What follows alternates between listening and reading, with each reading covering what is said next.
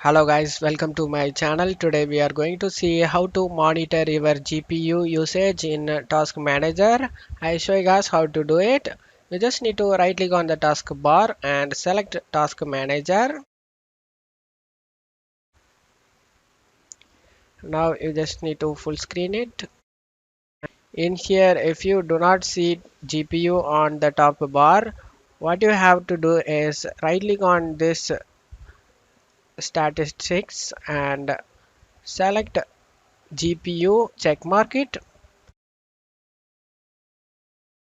Now the GPU is listed over here guys, as you can see, and that's how you monitor your GPU usage in Task Manager.